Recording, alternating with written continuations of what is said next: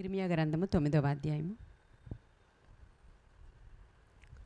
17వ వచనం నుంచి నేను చదువుతున్నాను చూడండి. ఇర్మియా గ్రంథము 9వ అధ్యాయము 17వ వచనం. సైన్యములకు అధిపత్యగు యెహోవా ఇలాగు సెలవిచ్చుచున్నారు, ఆలోచింపుడి, రోదనము చేయు స్త్రీలను కనుగొనుడి, వారిని పిలువనంపుడి, తెలివిగల స్త్రీలను కనుగొనుడి, వారిని పిలువనంపుడి. మన కన్నులు కన్నీళ్లు విడిచినట్లుగాను, మన కనురెప్పల నుండి నీళ్లు ఒలుకునట్లుగాను వారు త్వరపడి మనకు రోదన ధ్వని చేయవలను. తర్వాత 20వ వచనం కూడా చదువుతున్నాను చూడండి. యెహోవా మాట వినుడి, మీరు చెవియొగ్గి ఆయన నోటి మాట ఆలకించుడి. మీ కుమార్తెలకు రోదన చేయ నేర్పుడి, ఒకరికొకరు అంగలార్పు విద్య నేర్పుడి. వీధులలో పసిపిల్లలు లేకుండాను, రాజమార్గములలో యవ్వనులు లేకుండాను వారిని నాశనము చేయుటకై మరణము మన కిటికీలను ఎక్కుచున్నది, మన నగరులలో ప్రవేశించుచున్నది. యెహోవా వాక్కు ఇదే. ఈ మాటలు ఇర్మియా గ్రంథంలో మనం చాలాసార్లు చదువుంటాం. దేవుడు ఇర్మియాతో మాట్లాడుతూ, అసలు ఇర్మియా ప్రవక్త అంటేనే కన్నీటి ప్రవక్త అని అర్థం మనందరికీ తెలుసు. విలాప ప్రవక్త, కన్నీటి ప్రవక్త అనేటువంటి పేర్లు ఇర్మియా గారికి ఉన్నాయి. ఎందుకంటే ఇర్మియా చిన్నతనంలోనే, యాజక వంశంలో పుట్టినవాడే ఇర్మియా కూడా. చిన్నతనంలోనే దేవుడు ఆయన్ని పిలిచినప్పుడు అప్పుడు ఇర్మియా ఏమంటున్నాడు, మొదటి అధ్యాయంలో ఉంటుంది, అయ్యో నేను బాలుడనే, నాకు మాట్లాడడానికి శక్తి చాలదు ప్రభువా అన్నప్పుడు, నేను బాలుడను అని నీవు అనొద్దు, తల్లి గర్భంలో ఉన్నప్పుడే నేను నిన్ను రూపించుకున్నాను అనేటువంటి మాటలు దేవుడు ఇర్మియాతో మాట్లాడతారు. ఇర్మియా తన జీవితకాలంలో మనం ఇర్మియా గ్రంథం అంతా చూస్తాము, విలాప వాక్యాలు చూస్తాము. దేవుడు ముందే చెప్తున్నాడు ఇర్మియాతో, ఇర్మియా నీవు ప్రజలతో ఏం మాటలైతే చెప్తున్నావో వాళ్ళు వినరు, కానీ నీవు చెప్పాలి. వాళ్ళు నిన్ను వ్యతిరేకిస్తారు, అవమానిస్తారు, నిర్లక్ష్యం చేస్తారు, కొడతారు, తిడతారు, నిందకు అప్పగిస్తారు, అవమానానికి అప్పగిస్తారు. అయినా సరే నువ్వు మాట్లాడుతూనే ఉండాలి, చెప్తూనే ఉండాలని ఇర్మియాతో దేవుడు మాట్లాడినటువంటి మాటలు మనం చూస్తాం. ఆయన చెప్పడం, తర్వాత భయంకరమైన విషయాలు జరగడం, అటువంటి రాజులు రావడం, చిన్నపిల్లల్ని అలా హతమార్చిన వాళ్ళు రావడం, ఇక్కడ చిన్నపిల్లల్ని యవ్వనస్తుల్ని లేకుండా చేసేటువంటి ఒక మరణం మీ కిటికీల నుంచి వస్తుంది కాబట్టి మీరు చాలా జాగ్రత్తగా ఉండండి అనే మాటలు చూస్తున్నాం కదా. ఇవన్నీ నెరవేరే. అవన్నీ చెప్పమని ఇర్మియాతో మాట్లాడుతూ ఉన్నారు దేవుడు. ఇప్పుడు ప్రస్తుతం మన పరిస్థితులు, మన దేశ పరిస్థితులు, మన రాష్ట్ర పరిస్థితులు, ప్రపంచంలో పరిస్థితులు ఎలా ఉన్నాయో మన అందరికీ తెలుసు కదా. ఇప్పుడు రోదనము చేసేటువంటి స్త్రీలను మీరు ఏం చేయాలంట, పిలవనంపండి. రోదనము చేసే స్త్రీలు ఎటువంటి వారో తెలుసా, వాళ్ళు జ్ఞానము కలిగిన వాళ్ళంట. హల్లెలూయా. అక్కడ రాయబడి ఉంది, చదివాను కదా. రోదనము చేయు స్త్రీలను కనుగొనుడి, వారిని పిలవనంపుడి, తెలివి గల స్త్రీలను కనుగొనుడి, వారిని. ఇప్పుడు రోదన చేసే వాళ్ళందరూ ఎవరంటే చాలా తెలివైన వాళ్ళు అని అర్థం అన్నమాట. వాళ్ళు అసలు రోదన ఎందుకు చేయాలి, అసలు రోదన చేయొచ్చా లేదా, కన్నీటి ప్రార్థన చేయొచ్చా లేదా, లాస్ట్ వీక్ కూడా మాట్లాడుకున్నాం మనం. లాస్ట్ వీక్ కంటిన్యూషనే ఇప్పుడు చేస్తున్నాం మనం. అసలు రోదన చేస్తూ కన్నీటితో విత్తేవాడు ఆనందగానముతో పంట కోస్తాడని 126వ కీర్తన 5-6 వచనాల్లో ఉంటుంది. అయితే చాలా సందర్భాల్లో ఓల్డ్ టెస్టిమెంట్లో చూస్తాము, న్యూ టెస్టిమెంట్లో చూస్తాము. చాలా సందర్భాలలో ప్రవక్తలందరూ కూడా వారు కన్నీరు కారుస్తూ దేవుని యొక్క మాటల్ని వాళ్ళు ప్రకటించడం, తర్వాత వాళ్ళు కన్నీరు విడుస్తూ వాళ్ళు అనేకమైన అంగలార్పులు చేయడం చూస్తూ ఉంటాం మనం. అంగలార్పు విద్య మీ పిల్లలకి మనం ఏం విద్యలు నేర్పిస్తాం మామూలుగా అయితే. ఈ లోకంలో ఎన్ని రకాల విద్యలు ఉన్నాయో నేర్చుకుని, స్కూల్కి వెళ్ళడం ఒకటే కాదు, మళ్ళీ ఆ విద్య ఉందేమో, ఈ విద్య ఉందేమో, ఇంకో చోట జాయిన్ చేద్దాం, స్కేటింగ్లో జాయిన్ చేద్దాం, అబాకస్లో జాయిన్ చేద్దాం, లేకపోతే సంగీతంలో జాయిన్ చేద్దాం, మ్యూజిక్ ఇన్స్ట్రుమెంట్ నేర్పిద్దాం, ఇంకోటి నేర్పిద్దాం అనుకుంటాం మనం. అవన్నీ విద్యలేనా? కానీ ఇక్కడ మీ పిల్లలకి ఎలాంటి విద్యలు నేర్పించమంటున్నాడు ఇక్కడ ప్రవక్త? అంగలార్పు విద్య. ఎందుకంటే ఇర్మియా తల్లి ఇర్మియాకు ఆ విద్య నేర్పించిందంట. అయితే ఇర్మియా తల్లి అంత ప్రార్థన, నీ సేవకురాలు కుమారుణ్ణి అని అంటాడు ఆయన. ఒక స్టేజ్లో ఇంకా బాగా వెక్స్ అయిపోయి ఇర్మియా ఏమంటాడంటే, అసలు నేను నా తల్లి గర్భంలో పుట్టకుండా ఉండుంటే కూడా బాగుండునేమో, ఈ శ్రమలు చూసే కంటే, ఈ ప్రజల యొక్క భయంకరత్వం చూసే కంటే, ఇదన్నీ చేసే కంటే నేను అసలు చనిపోయి అసలు పుట్టకుండా ఉండుంటే బాగుండేమో అనేటువంటి మాట కూడా ఇర్మియా వాడుతూ ఉంటాడండి. కాబట్టి ఇక్కడ మనము మన పిల్లలకి అంగలార్పు విద్య నేర్పించడం అంటే ఏంటి? అలా ఏడుస్తూనే ఉండాలా క్రిస్టియన్స్ అంటే? మనలో చాలామందిని అన్యులు ఇలా అంటారు, ఎప్పుడు చూసినా మూలను కూర్చొని ఏడమే కదా మీ మీ జీవితాలు. మీరు ఎప్పుడు చూసినా మూలను కూర్చొని ఏడుస్తూ ఉంటారు. క్రైస్తవ్యం అంటే అదే. వాళ్ళు ఏంటో ఎప్పుడు ఏడుస్తూ ఉంటారు. మనం ప్రార్థన చేస్తున్నది ఎవరి కోసం? వాళ్ళందరూ నశించిపోకుండా ఉండడం కోసమే. మన కన్నీరు విడుస్తున్నది ఎవరి కోసం అంటే వాళ్ళు రేపటి దినాన ఆ ఆరని అగ్నిలోనికి వెళ్ళిపోకూడదనే. కానీ వాళ్ళకేమనిపిస్తుందంటే వాళ్ళ దేవుడు ఎప్పుడు ఏడుపుగొట్టు దేవుడు అంట. అలా అని వాళ్ళు అంటున్నారని చెప్పి ఏడవడం మానేసి 24 గంటలు ఎంటర్టైన్మెంట్ ఛానల్స్ పెట్టుకొని, ఇప్పుడు ఛానల్స్ ఉన్నాయి కదా, మీరు నవ్వుకోవాలంటే ఒక ఛానల్ ఉంటుంది. ఆ ఛానల్ పెట్టుకుని ఇంకేం ప్రోగ్రామ్ చూడరండి, మా పిల్లలు ఉట్టి నవ్వుల కోసం అది ఒకటే చూస్తారని చెప్తున్నారు కొంతమంది నాకు. అంటే కేవలం ఊరికినే జోకులు నవ్వుకోవడానికి ఇంకొంచెం ఏదో ఒకటి ఎంటర్టైన్మెంట్ కావాలి కదండి. అందుకని ఆ నవ్వు ఛానల్ ఒకటే చూస్తారట. అదేం ఛానల్ కూడా నాకు తెలియదులేండి.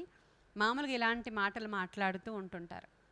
అంటే ఎంటర్టైన్మెంట్ కోసం, కొంచెం నవ్వుకోవడం కోసం, కొంచెం ఆనందించడం కోసం రకరకాల విద్యలు, ప్రోగ్రామ్స్ ఈ రోజుల్లో చాలా ఉన్నాయి. అయితే ఇక్కడ క్రైస్తవులమైనటువంటి మనల్ని దేవుడు మీరు ఒక అన్ని విద్యలతో పాటు మీరు ఒక విద్య నేర్చుకోవడం చాలా అవసరం అంటున్నాడు. వాళ్ళు ఎటువంటి వాళ్ళు అంటే ఈ విద్య నేర్చుకున్న వాళ్ళు చాలా తెలివైన వాళ్ళు, చాలా జ్ఞానం కలిగినటువంటి స్త్రీలను పిలవనంపండి మీరు. వాళ్ళు వచ్చి రోదన ధ్వని చేస్తారు అక్కడ. మనము యాయిరు అనేటువంటి ఒక వ్యక్తి యొక్క కుమార్తె చనిపోయినప్పుడు ఆయన వచ్చి యేసుక్రీస్తు ప్రభు వారిని అడుగుతున్నాడు, అయ్యా మా ఇంటికి రండి, చాలా కాయిలా పడి నా కుమార్తె ఒంట్లో బాగోలేదు, ఆ అమ్మాయికి 12 ఏళ్ళు.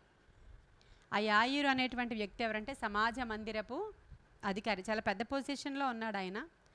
సమాజ మందిరము అంటే ఇదివరకు వాళ్ళు ఇజ్రాయేలీలు చెరలోనికి వెళ్ళిపోయిన తర్వాత, దేవాలయాలు ధ్వంసం అయిపోయిన తర్వాత వేరొక దేశాలలో వాళ్ళు ఉన్నప్పుడు వాళ్ళందరూ కలిసి ఒక చోట ఇలా గెట్ టుగెదర్ అవ్వడానికి, అయ్యి ధర్మశాస్త్రాన్ని ధ్యానం చేసుకోవడానికి, ఆ యూదులకు సంబంధించిన విషయాలన్నీ వాళ్ళు మాట్లాడుకోవడానికి, అదొక వాళ్ళందరూ కలుసుకుని వాళ్ళు ధర్మశాస్త్రాన్ని ధ్యానం చేసేటువంటి ఒక కేంద్రంగా ఉంచుకునే స్థలాలని, సమాజ మందిరాలని ఏర్పాటు చేసుకున్నారు. ఎందుకంటే వేరే దేశానికి వెళితే అక్కడ కూర్చొని దేవుని మందిరం కట్టుకోవడానికి వాళ్ళకి అవ్వదు. అలా ఏర్పాటు చేయబడినవే తర్వాత ఇక్కడికి వచ్చిన తర్వాత కూడా వేరే గవర్నమెంట్లో ఉన్నప్పుడు కూడా వీళ్ళకి సమాజ మందిరాలు ఉన్నాయి. అది కూడా చాలా పెద్ద పెద్ద విషయాలు అవన్నీ కూడా. అక్కడ అధికారి అంటే చాలా ధనవంతుడై ఉండాలి, తన క్రింద అనేక మంది అసిస్టెంట్స్ ఉండాలి, ఆయన చాలా జ్ఞానవంతుడై ఉండాలి, పేరు ప్రఖ్యాతి కలిగిన వాడు ఉండాలి. ఆయన సమాజ మందిరపు అధికారులు అంటే వాళ్ళు. అటువంటి ఒక అధికారి దేవుని దగ్గరికి వచ్చి వేడుకుంటున్నాడు, అయ్యా నా కుమార్తె చావు సిద్ధంగా ఉంది, కాబట్టి నీవు వచ్చి ఒకసారి నా కుమార్తెని బ్రతికిస్తావా, ప్రార్థన చేస్తావని అడుగుతుంటే, సరే వస్తాను తప్పకుండా అన్నాడు ఈయన. వస్తూ ఉన్నప్పుడు మన అందరికీ తెలుసు మార్గమధ్యంలో ఏమైంది, ఒక స్త్రీ వచ్చి ప్రభువారి వస్త్రపు చెంగుని ముట్టుకుంటే ఆవిడ ఇమ్మీడియట్ హీలింగ్ పొందుకుంది. ప్రభువుకు తెలిసిపోయింది, ఎక్కడి నుంచో ఒక ఆవిడ వచ్చి ఎవరో వచ్చి నన్ను తాకారు, నాలో నుంచి ఒక పవర్ బయటికి వెళ్ళి వాళ్ళు ఎవరో హీల్ అయ్యారు అనేది ప్రభువుకు తెలిసింది. అప్పుడు ఆయన అడిగారు, నాలో నుంచి బయటికి ప్రభావం వచ్చింది, నన్ను ముట్టుకున్నది ఎవరు అని అడిగినప్పుడు ఆ స్త్రీ వచ్చి అక్కడ సాక్ష్యం చెప్తుంది. ఈ లోపల లేట్ అయిపోయింది. అంతేనా, అక్కడ మీటింగ్ జరిగింది. అక్కడ ఆ మీటింగ్ జరగడంలో లేట్ అయిపోయింది. లేట్ అయిపోయినప్పుడు ఈ లోపల అక్కడ నుంచి పని వాళ్ళు వచ్చి చెప్తున్నారు, నువ్వు ఇంకా బోధకుడిని ఇబ్బంది పెట్టొద్దు, ఆల్రెడీ నీ కుమార్తె అక్కడ చనిపోయింది. ఇప్పుడు వరకు అయితే ఏదో కొన ఊపిరితో ఉంది, ఆయన వస్తే ఏదన్నా ప్రార్థన చేస్తే హీలింగ్ అవుతుందేమో అనుకోవచ్చు, ఇంకా పాప చనిపోయింది, ఇంకా బోధకుడిని శ్రమ పెట్టొద్దు, నువ్వు వచ్చే అన్నారు. అప్పుడు వెంటనే ప్రభు ఏమన్నాడంటే, యాయిరు నువ్వు టెన్షన్ పడొద్దు, నీ కుమార్తె ఏం చావలేదు, భయపడొద్దు, నేను వస్తాను అని చెప్పారు ఆయన. చెప్పినప్పుడు ఇంకా మామూలుగా అయితే మనమైతే ఇంకేం వస్తావు నువ్వు, ఇందాకనగా చెప్పాను నిన్న అనగా చెప్పాను సిస్టర్ గారిని ఇంటికి రమ్మని, అవునా, ఇప్పటి వరకు రాలేదు, ప్రేయర్ అంటున్నారు, ప్రేయర్ మీటింగ్ అంటున్నారు, శుక్రవారం ప్రార్థన అంటున్నారు, మంగళవారం ప్రార్థన అంటున్నారు. అసలు ఒక బిడ్డ చావనాయి ఉంది అంటే అంతకంటే ముఖ్యమా ఇది, ఇంకేం అక్కర్లేదులే మీరు వెళ్ళరండి అంటాం మనం.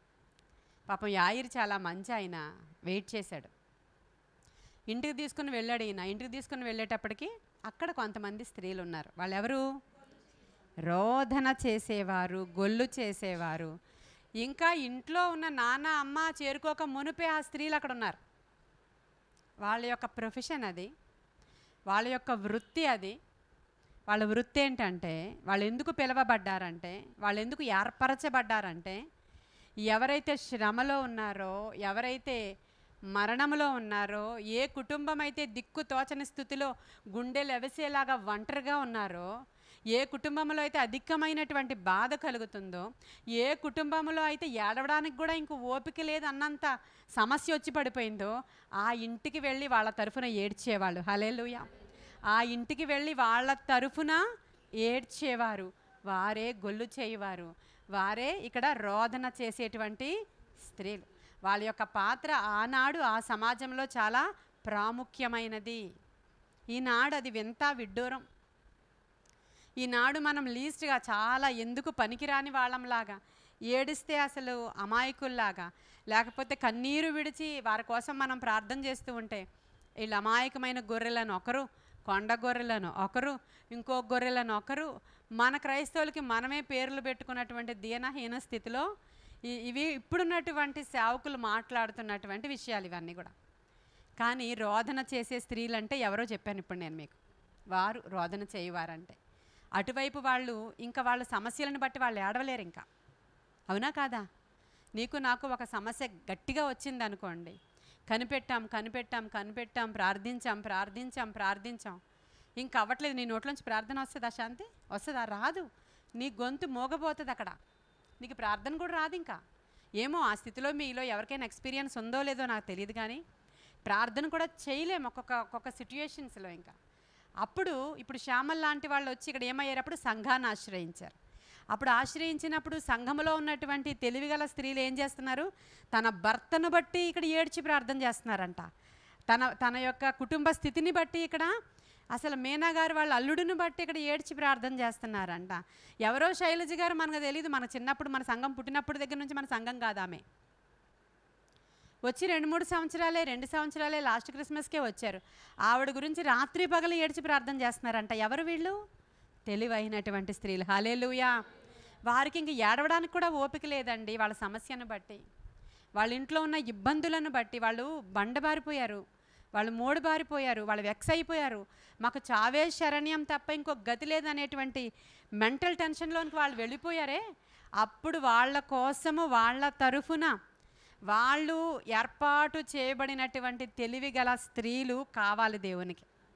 ఈ యొక్క సమాజం పాడైపోతుంది, దేశం పాడైపోతుంది, దేశంలో అంగలార్పు ధ్వని వినబడుతుంది. మణిపూర్లో అనేక మంది మీద అరాచకాలు, రేపులు, శ్రమలు కలిగిపోతున్నాయి.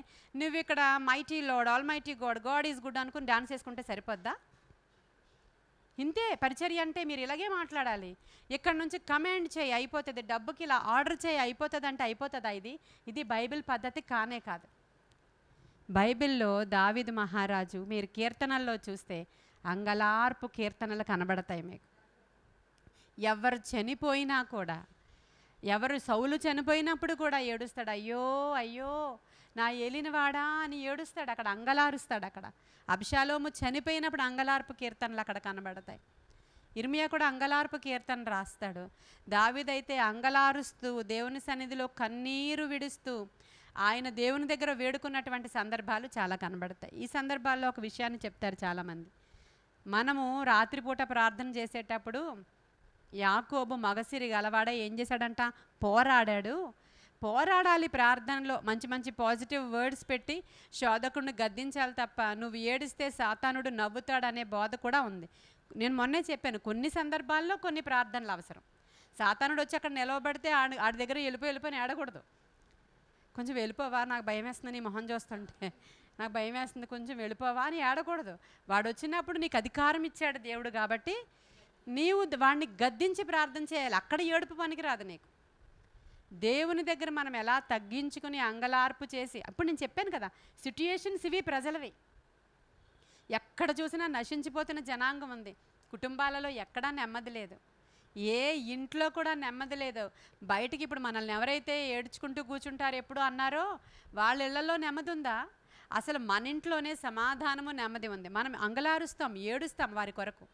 మన భారం అంతా పోయే వరకు కన్నీటితో వాళ్ళ కోసం వేడుకుంటాం. మనం ఖచ్చితంగా కన్నీటికి దేవుడు జవాబిచ్చేస్తాడు. అక్కడ యాకోబు ఎక్కడ ఏడ్చాడో మీకు చూపిస్తాను. హోషియా గ్రంథం తెరవండి, 745వ పేజ్. హోషియా గ్రంథము 12వ అధ్యాయము 3వ వచనం చదవాలి. 745వ పేజ్ హోషియా. ఆ.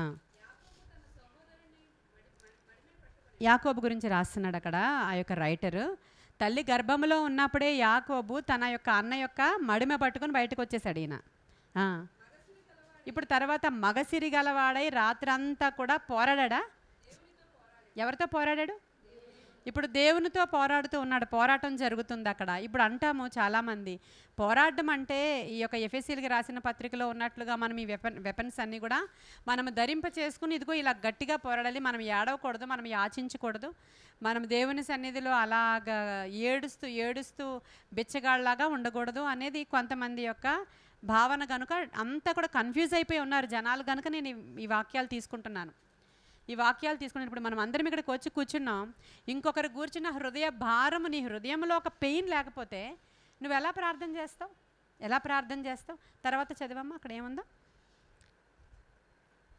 ఇప్పుడు చదివిందే కంటిన్యూషన్. ఎస్, కన్నీరు విడుచుచు ఎవరిని? అతను అంటే దేవుణ్ణి. మగసిరి గలవాడై పోరాడాడన్నంత వరకు అందరికీ తెలుసు.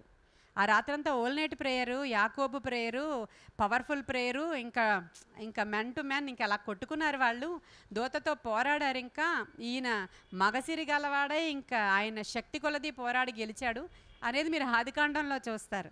ఇక్కడ చూసినప్పుడు మీరు పోరాటం అంటే ఏం చేశాడు? కన్నీరు విడుస్తూ ఆయనను బ్రతిమలాడుకునేను. చూసారా సరే? యేసుక్రీస్తు ప్రభువారు ఎక్కడ న్యూ టెస్టిమెంట్లో కన్నీరు విడిచినట్లు మీరు చూడలేదా? యెరూషలేమును చూసి ఆయన కన్నీరు విడిచారంట. కపెర్నహూములో ఆయన కన్నీరు విడిచారంట. లాజరు సమాధి దగ్గర ఎందుకు ఏడాలండి? ఇదొకటి నాకు ఒకసారి మీరు ఆలోచించండి. కాసేపట్లో లాజరు లేస్తాడని ప్రభువుకు తెలుసు. రేపొద్దున మన అందరికీ సమస్యల నుంచి బయటకు వస్తామని మనకే తెలుసు. అందుకని రేపు పొద్దున జరిగిపోయే దాని గురించి ఇప్పుడు ఇంత బాధ వచ్చినా ఏడొద్దంటే ఎలా? అంతేనా?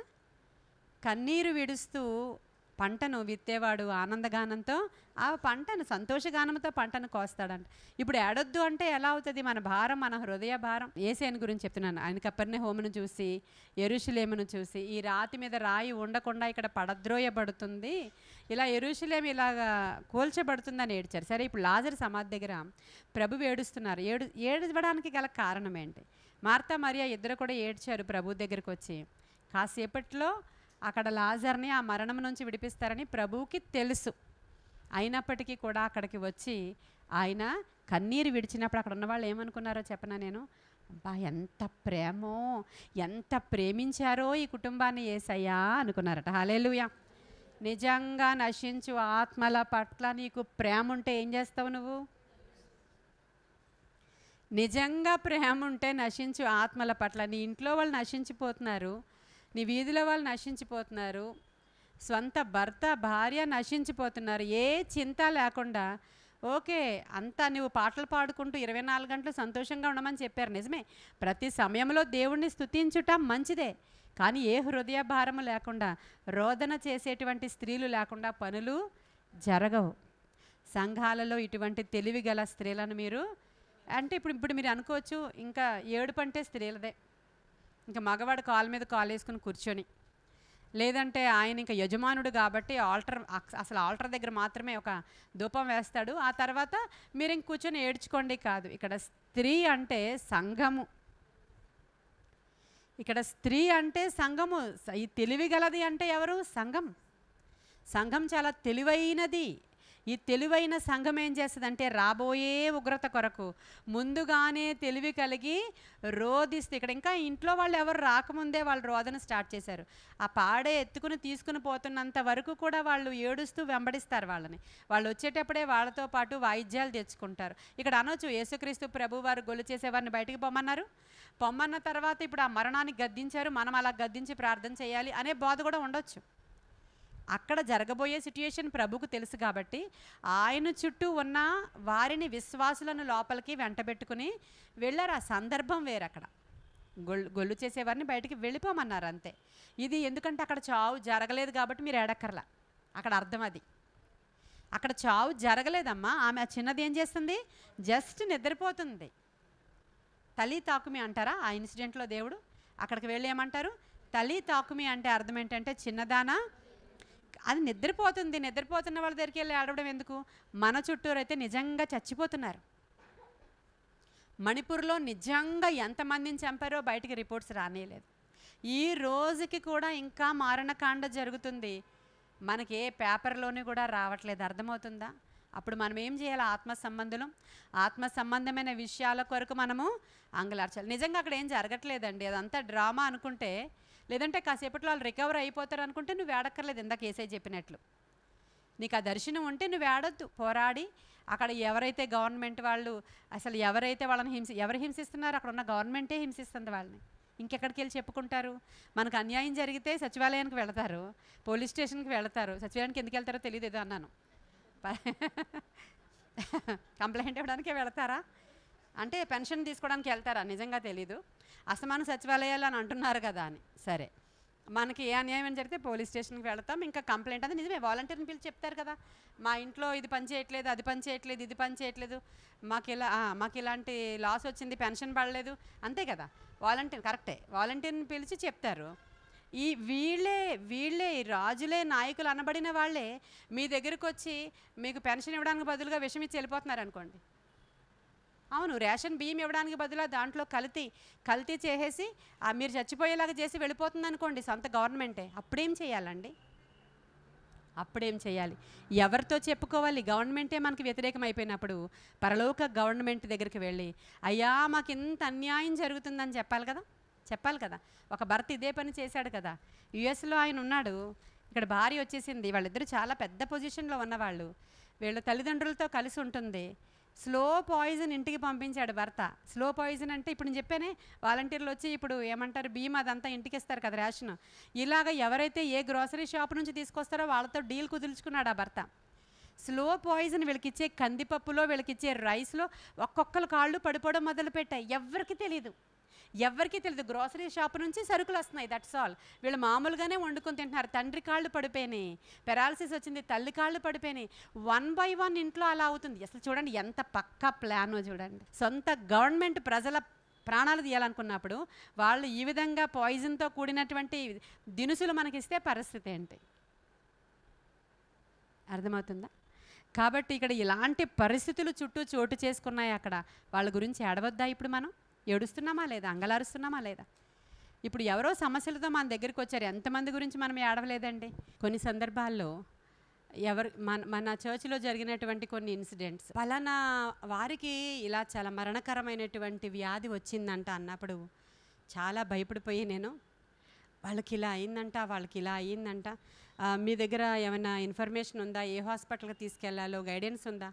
ఇలా ఉందా, అలా ఉందా అని కొంతమంది దగ్గరికి వెళ్ళి నేను మాట్లాడుతున్నప్పుడు, అసలు ఎవరికైనా, మన శత్రువుకైనా సరే మరణకరమైన రోగం వచ్చిందంటే మనకి ఎంత బాధగా ఉంటుందండి. అటువంటిది నేను కొన్ని విషయాలు ఇలా షేర్ చేసుకున్నప్పుడు అటువైపు వాళ్ళల్లో చిన్న చలనం కూడా చూడలేదు కొంతమందిలో. నేను అలాగని నటించమని చెప్పట్లేదు, నేను సహజం అదే. అయ్యో అలా అయిందా సిస్టర్కి అని అనలేదు. ఏం కాదులే, అదే తగ్గిపోద్ది, బోల్డ్ మెడిసిన్స్ వచ్చినాయి ఇప్పుడు.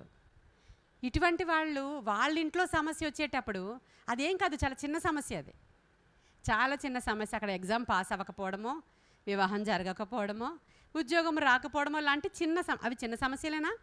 ప్రాణం అంత సమస్యలు కాదు కదా అవి.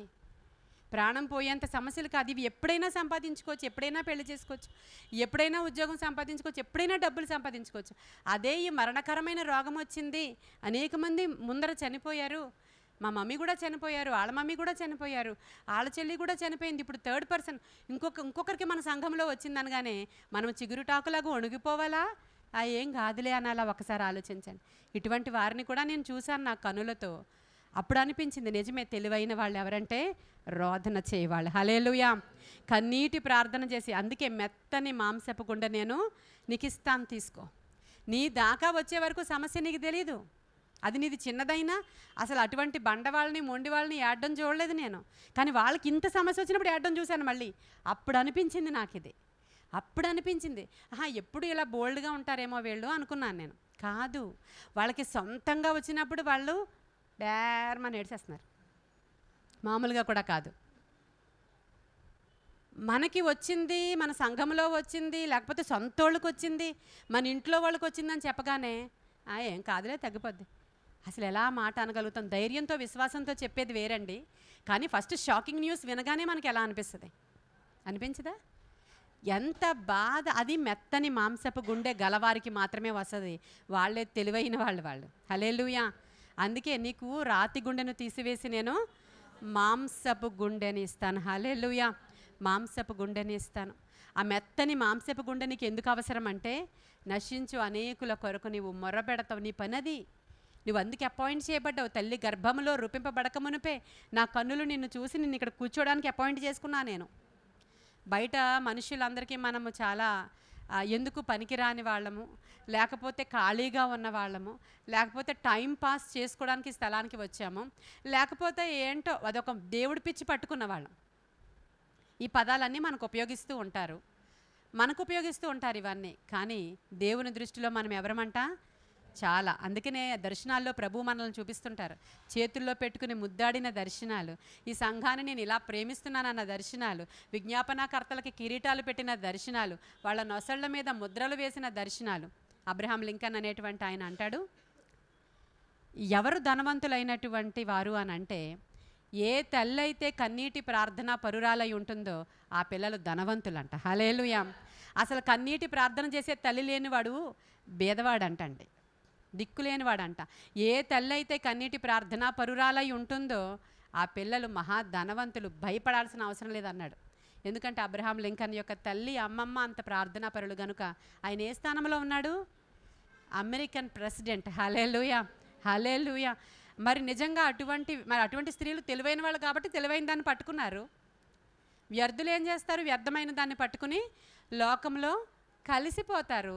ఆ లోకంలో కలిసిపోతే వారి అంతం ఏంటో మన అందరికీ తెలిసే ఉంది. పరిశుద్ధ అగస్టస్ అనేటువంటి ఒక ఆయన గురించి విన్నాం కదా మనం అందరం.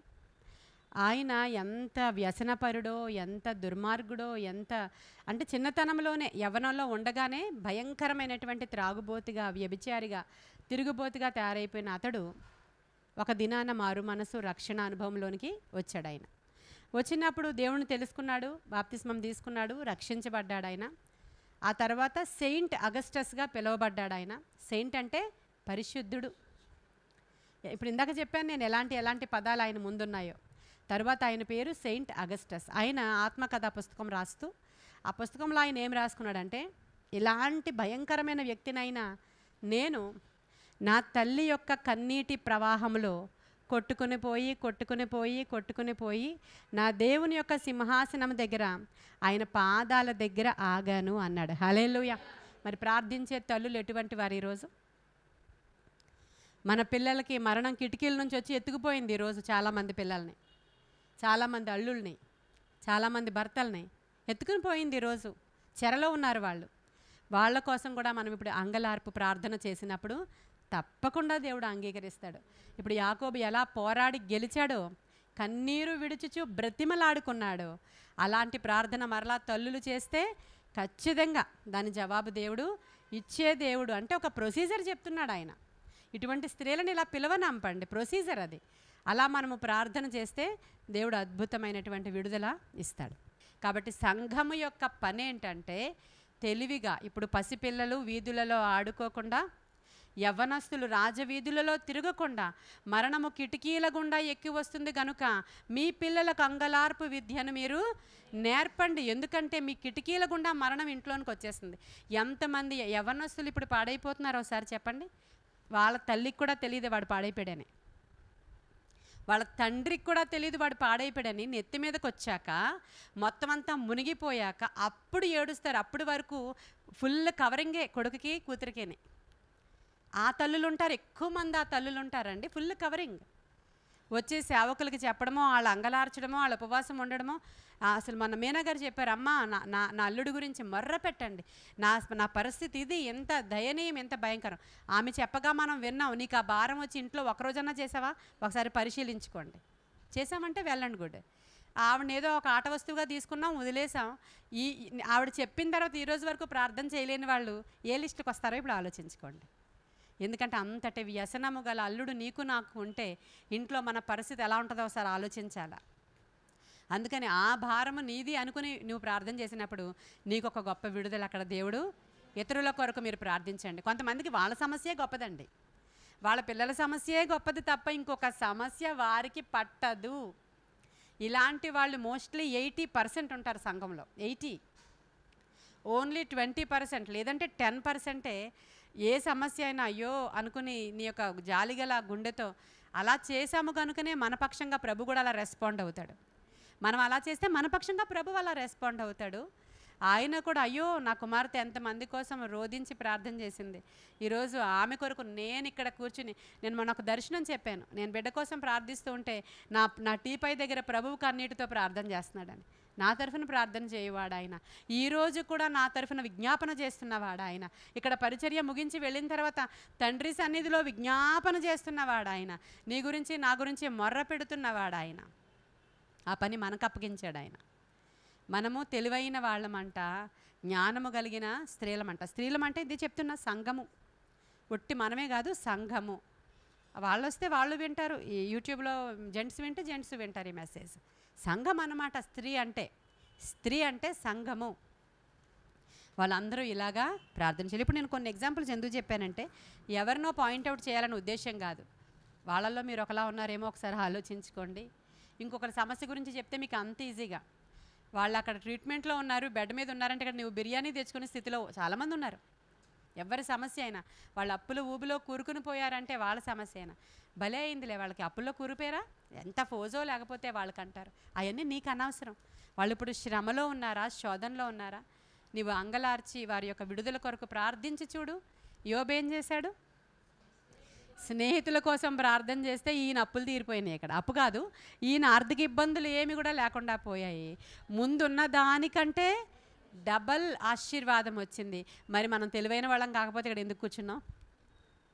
Double portion blessing. హల్లెలూయా. అంటే దీవెన ఆశీర్వాదము యహమందు పరమందు కూడా. అందుకే వారు ఎలాంటి వాళ్ళు అన్నారు? తెలివైన. అవునా మీనా గారు? తెలివైన వాళ్ళం. ఇప్పుడు ఉషా ప్రార్థన చేసినట్లు రాత్రిపూట చక్కని నిద్ర మనం నిద్రపోతున్నాము, ధైర్యంగా గుండెల మీద చేయబెట్టుకుని నిద్రపోతున్నామంటే ఎవడో వచ్చి మనల్ని చంపేస్తాడు, ఎవడో వచ్చి రేపు పొద్దున్న మీదకొచ్చి మనకి ఈ విధమైన థ్రెట్ ఇస్తాడు, మన ఇంటిని దోచుకుపోతాడు, మనకి ప్రాణహాని ఉంది, ఈ భయాలు ఒకప్పుడు ఉన్నాయి చాలామందికి. వాటన్నిటి నుంచి విడిపించి ఈరోజు ప్రశాంతంగా నిద్రపోతున్న ఆమె ఇది జ్ఞాపకం చేసుకుంటుంది. ఒక దినాన సొంత రక్త బంధువులు వచ్చి నిన్ను చంపాలన్న వాళ్ళు, అలాంటి థ్రెట్లు ఎదుర్కొన్నటువంటి ఆమె ఈరోజు ఏం ప్రార్థన చేస్తుంది? ఈరోజు మా గుండెల మీద చేయబెట్టుకుని నేను నా తల్లి ఒంటరిగా విధవరాలుగా ఉన్న నేను నిద్రపోతున్నాను అయ్యా అంటుంది. హల్లెలూయా. ఇది హృదయాంతరంగాల నుంచి వచ్చినటువంటి ప్రార్థన నిస్సిది. సమస్యలు ఇప్పుడు మీకు అర్థమైంది మనం ఎలాగ మొర్రపెట్టు వారముగా ఉండాలో. ఇర్మియా చెప్పినటువంటి రోదన చేసేటువంటి స్త్రీలు. అందుకనే ఆయన అన్నాడు, పెళ్లి చేసేటువంటి ఇంట్లోనికి వెళ్ళి నువ్వు ఆనందించే కంటే ఒకడు చనిపోయిన ఇంటికి వెళ్ళి నువ్వు వాళ్ళని ఆదరించడం చాలా. మనం ఈ రోజుల్లో అది ఎస్కేప్. ఇది వాళ్ళు ఇంకా పెళ్ళి ఇంకా వాళ్ళ పెళ్లి డేట్ ఇంకా ఫిక్స్ అవ్వలేదు, నీకున్న హడావుడి ఇంత అంతా కాదు. నిజమే కాదా? అక్కడ వాళ్ళు చనిపోతారని తెలిస్తే అబ్బాయి ఏ రోజు చనిపోతాడో మనకి ఫంక్షన్ ఉందనుకొని బాధపడుతూ ఉంటాం. మనుష్యుడి యొక్క నైజం. అబ్బా ఏ రోజుగా ఆయన ఇంకా రేపు ఎల్లుండోలా ఉన్నాడంట, మనం ఫంక్షన్ పెట్టుకునేటప్పుడు ఇదేమన్నా మళ్ళీ ఏమన్నా అడ్డొస్తుందేమో, ఆవిడకి ఇలా బాగాలేదంట, మన ఫంక్షన్కి అడ్డొస్తారేమో, పోనీ అక్కడ చేసుకుందామా అంటే మనుషులు ఇలా ఆలోచిస్తున్నాం. ప్రభు ఏం చెప్పాడంటే నువ్వు ఏడుస్తున్న వాళ్ళ ఇంటికి వెళ్ళు, రోదన చేసే వాళ్ళ ఇంటికి వెళ్ళు, నువ్వు జస్ట్ ఒకసారి వాళ్ళని పట్టుకుని నీ చెయ్యి స్పర్శ వాళ్ళని ముట్టుకొని ఏమన్నా అవసరం ఉందేమో ఒకసారి ప్రార్థన చేసి ఎస్కేప్ అయిపోకు నువ్వు అన్నాడు ఆయన. వాళ్ళు హాస్పిటల్లో ఉన్నారు, నీకేమన్నా అడిగేస్తారేమో అని ఎస్కేప్ అయిపోకు నువ్వు వెళ్ళు, నీ వంతు సహాయం నీవు చెయ్యి. ఇలా ఎంతమందో మనకు ఒంట్లో బాగాలేదని చెప్తే ముందే మాకు కూడా ఒంట్లో బాగాలేదని చెప్పేవాళ్ళు. అంటే నిజమే కదా.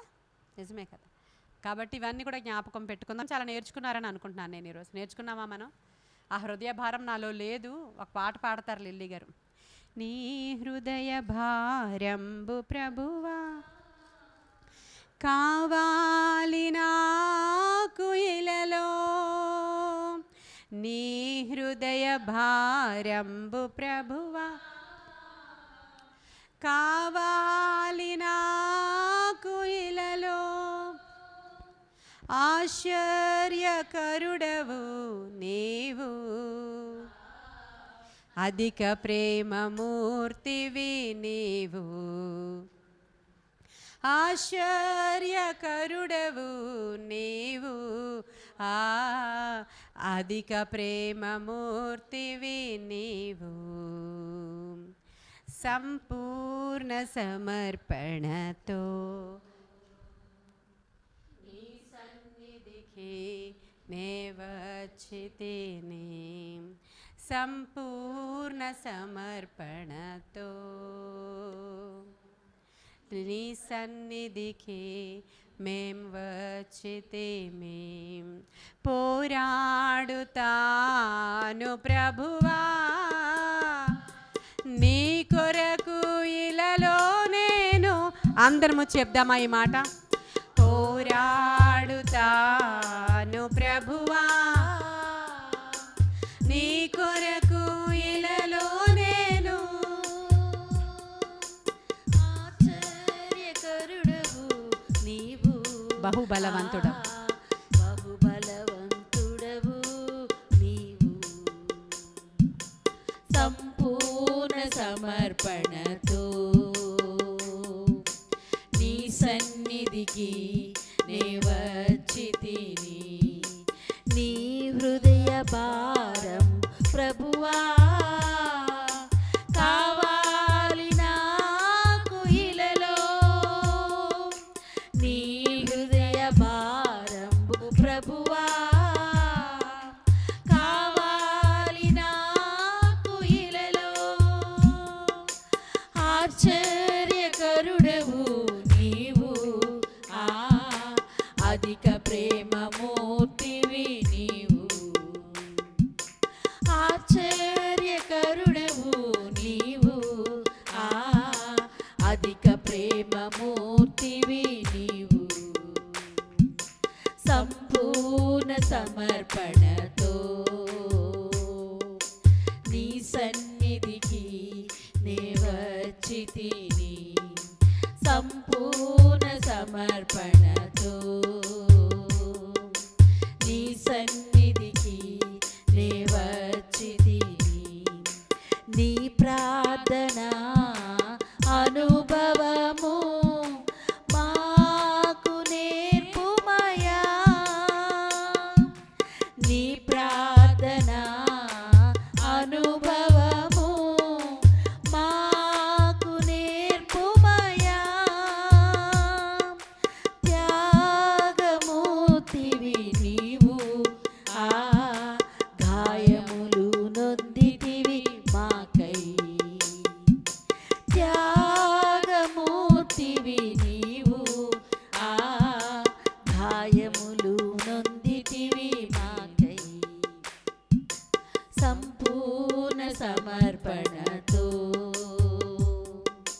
నీ